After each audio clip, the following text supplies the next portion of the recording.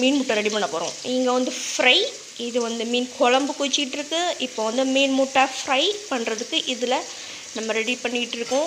Hi நண்பர்களே, welcome back to our channel. இன்றைக்கி நம்ம வீடியோவில் என்ன பார்க்க போகிறோம்னு பார்த்தீங்கன்னா, ஃபிஷ் குழம்பு. எங்கள் அம்மா ஸ்டைலில் இன்றைக்கி ஃபிஷ் குழம்பு எப்படி வைக்கலாம்னு சொல்லிட்டு இந்த விலாகில் பார்த்துடலாம். பார்த்தீங்கன்னா அது வந்து கெண்டை மீன் சொல்லுவாங்க, அதுக்கு நேம் சரியா. நான் அதை உங்களுக்கு வந்து வீடியோ ஷூட் பண்ணி காமிக்கிறேன், அந்த மீன் எப்படி இருக்குன்ட்டு. அதை வந்து காலையிலேயே எடுத்து க்ளீன் பண்ணிட்டாங்க. நான்லாம் எந்திரிக்கிறதுக்கு முன்னாடியே க்ளீன் பண்ணி அதை ரெடி பண்ணி வச்சுருக்காங்க. இப்போ வந்து ஃபிஷ் கறி வந்து வைக்கிறத நம்ம பார்ப்போம், எங்கள் அம்மா எந்த மாதிரி வைக்காங்கன்னு சொல்லிட்டு. எனக்கு சமையல் தெரியாது, ஸோ அதனால் இன்றைக்கி எங்கள் அம்மா வந்து சமையல் பண்ணுவாங்க. நான் அதை வந்து இன்றைக்கி வீடியோ ஷூட் மட்டும் பண்ண போகிறேன். ஏன்னா ஃப்ரெண்ட்ஸ், இதுதான் மீனோட முட்டை. பார்த்திங்கன்னா தூக்குறதுக்கே ஒரு மாதிரி இருக்குது, கொல கொல கொலன்ட்டு. இந்த இருக்குங்க, இதுதான் மீன் முட்டை, சாஃப்டாக இருக்குது. இது வந்து எங்கள் வீட்டில் வந்து நாங்கள் வந்து பொடி மாசு, நம்ம நார்மல் கோழி முட்டையை பண்ணுவோம்ல பொடி மாசு, அதை மாதிரி பண்ணுவோம். அப்புறம் வந்து இந்த குழம்புல பண்ணுவாங்க சில பேர், அது மீன் குழம்பே ஊற்றி சாப்பிட்ற மாதிரி இருக்கும், அதுவும் நல்லா தான் இருக்கும். அப்புறம் பார்த்திங்கன்னா இதில் ஒரே ஒரு ஜிலேபி ஃபிஷ் கிடக்கு. இது வந்து ஃப்ரை தான் எங்கள் வீட்டில் பண்ணுவாங்க எங்கள் அம்மா. இதில் வந்து நாங்கள் குழம்பு வைக்க மாட்டோம், ஃபுல்லாக அப்படி முழுசாகவே வச்சு ஃப்ரை பண்ணிட வேண்டியதான். வேறு இது வந்து கெண்டை மீன் மிட்டை எல்லாமே பார்த்திங்கன்னா உங்களுக்கே தெரியும். பார்த்திங்கன்னா இப்போ குழம்பு வைக்கிறதுக்கும் ஃபிஷ் பொரிக்கிறதுக்கும் தனித்தனியாக எங்கள் அம்மா வந்து எடுத்துகிட்ருக்காங்க. இது வந்து நான், எங்கள் அம்மா, எங்கள் அப்பா 3 பேர் இருக்கிறதுனால இவ்வளோகான் வந்து காலி ஆகாது. அதனால் கொஞ்சம் கொஞ்சம் எடுத்துகிட்டு கொஞ்சத்தை வந்து ஃப்ரிட்ஜில் வச்சுருவாங்க. ஸோ அதுக்கு தான் இப்போ எடுத்துகிட்ருக்கோம். இது என்னதுமா? இது சால்னா மீன் குழம்புக்கு வந்து தலை, அப்புறம் அந்த இது என்னது இன்னொரு மீன், ஏதோ ஒரு மீன், ஜிலேபி மீன் எல்லாம் கிடக்கு. இது வந்து குழம்புக்கு.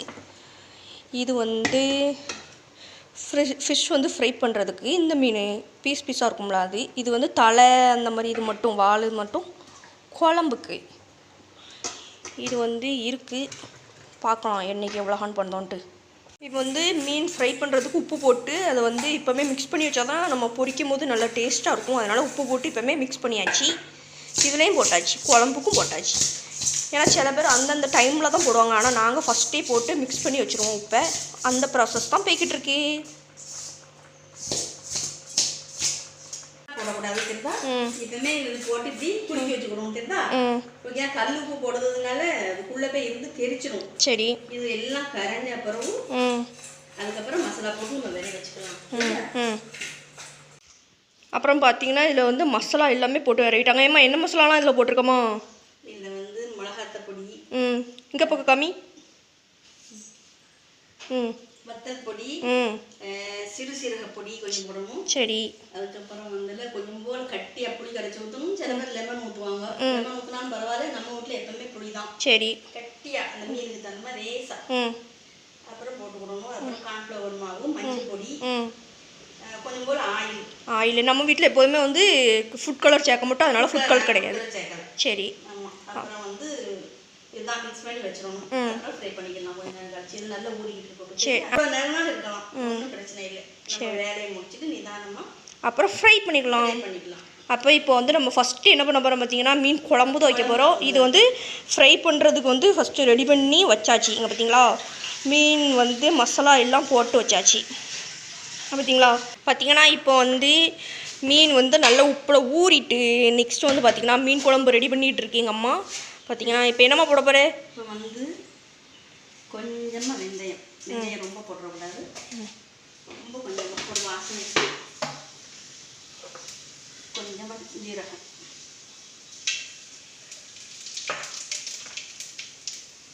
கொஞ்சம் ஒன்று பொடி,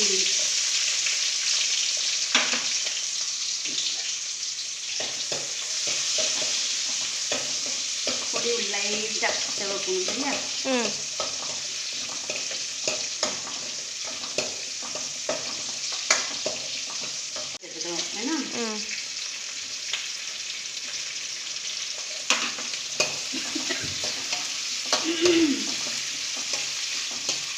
பார்த்தீங்கன்னா இப்போ தக்காளி போட்டு நல்லா ஃப்ரை பண்ணணும். அது கொஞ்சம் மசிஞ்சதுக்கப்புறமா அடுத்து என்ன செய்ய போகிறாங்கன்னு எனக்கே தெரியாது.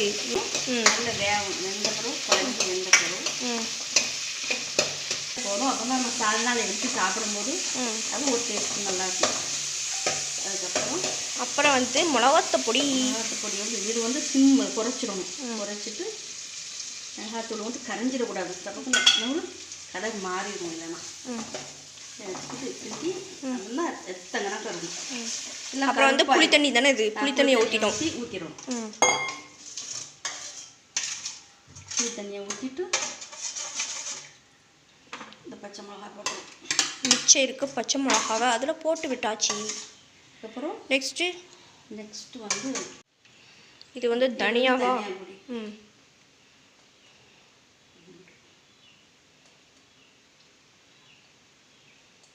ஒரு 4 கரண்டி போட்டிருக்கேன். 4 கரண்டி தனியா பொடி. அதுக்கப்புறம் வந்து ஜீரகப்பொடி. சரிங்களா?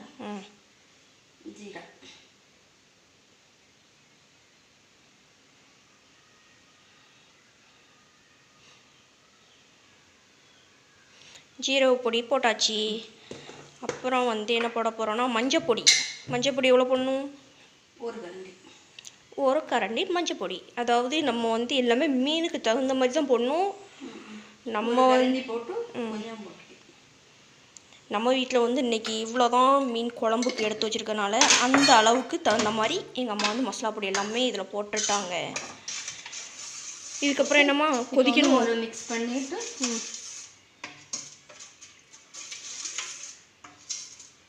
வந்து தேங்காவை இப்போவுமே ஊற்றிடணும். மசாலா பொடி போட்டதுக்கப்புறம் புளி தண்ணி ஊற்றிட்டு எல்லாம் செஞ்சுட்டு தேங்காவையும் அதோடு சேர்த்து ஊற்றியாச்சு. கடைசி தான் மீன் போடுவோம். இது எல்லாம் தண்ணியெல்லாம் கொதிச்சதுக்கப்புறமா ஒரு 10 நிமிஷம் அந்த மீன் வெந்த பிறகு ஆஃப் பண்ணிடுவோம். சரி, இப்போ பார்த்தீங்கன்னா கொஞ்சம் நல்லா அந்த இது வந்து கொதிச்சதுக்கப்புறம் இப்போ நம்ம இந்த மீனை எல்லாத்தையும் தூக்கி குழம்புல போட போகிறோம். மீன் ஃபுல்லாக என்ன ஆக போகுது? குழம்பாக போகுது. இந்த மாதிரி போட்டிங்கன்னா உங்களுக்கு மீன் வந்து உடையாதான். இது வந்து எங்கள் அம்மா ஃபஸ்ட்டுலாம் வேறு மாதிரி வைப்பாங்க மீன் குழம்பு. இப்போ வந்து மீன் உடஞ்சிருது அப்படின்றதுக்காண்டி இப்போ இந்த மாதிரி செஞ்சுட்டு அதுக்கப்புறம் இதில் வந்து மீனை தூக்கி போட்டுருவாங்க ஒன்று ஒன்றா.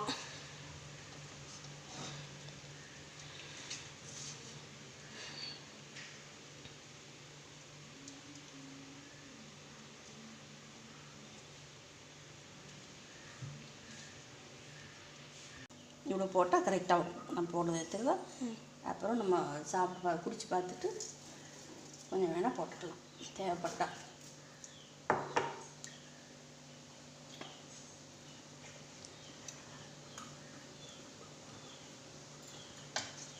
மீனெல்லாம் போட்டு இப்போ ஒரு டைம் உப்பு போட்டு நல்லா அதை கிண்டி விட்டாச்சு. கிண்டினதுக்கப்புறமா இப்போ எவ்வளோ நேரமாக இது கொதிக்கணும்? ஒரு 5 நிமிஷம்.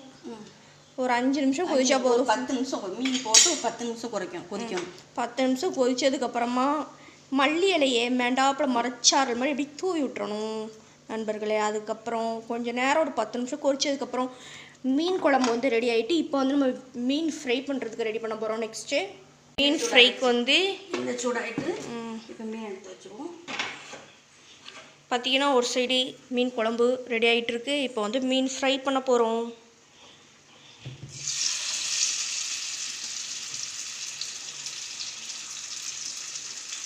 மசாலா எல்லாம் நல்லா ஊறி நல்லா மீன் நல்லா சாஃப்ட் ஆகிட்டு. சில பேர் கடை மசாலாலாம் போடுவாங்க. நம்ம வந்து கடை மசாலாவே சேர்க்க மாட்டோம். வீட்டு மசாலா தான். நாங்கள் வந்து கடை மசாலா எதுவுமே யூஸ் பண்ணாமல் வீட்டில் உள்ள வீட்டில் எங்கள் அம்மா பண்ணுற மசாலா மட்டும்தான், அதை மட்டும்தான் வச்சு மீன் ஃப்ரை பண்ணுவோம். நல்லா டேஸ்ட்டாக இருக்கும்.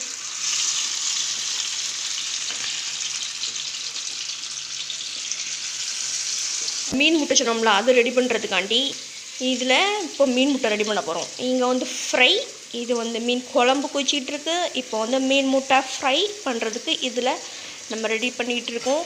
மீன் முட்டை எங்கே இருக்குன்னு பார்த்தீங்கன்னா இந்த அருக்கு மீன் முட்டை. நண்பர்களே இப்போ பார்த்தீங்கன்னா மீன் குழம்பு ரெடி ஆகிடுச்சு. ஆஃப் பண்ணியாச்சு. மீன் ஃப்ரை ஆகிக்கிட்டே இருக்குது. இப்போ வந்து மீன் முட்டையை தூக்கி இதில் போட்டாச்சு. மீன் முட்டையை போட்டு நல்லா வதக்குனதுக்கப்புறம் இப்படி தான் ஆகும். இன்னும் நல்லா குட்டி குட்டியாக ஆகும்.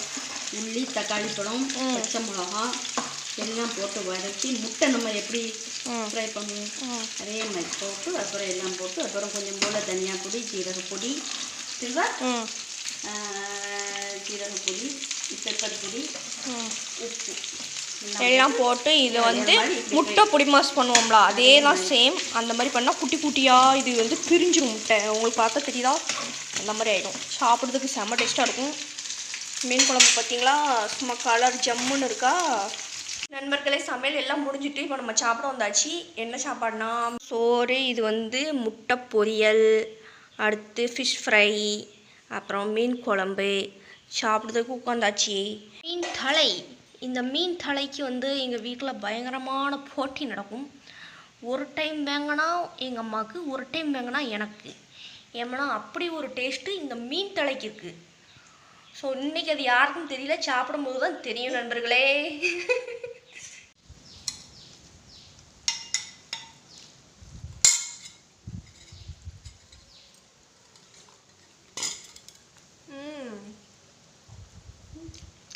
நல்ல டேஸ்ட்.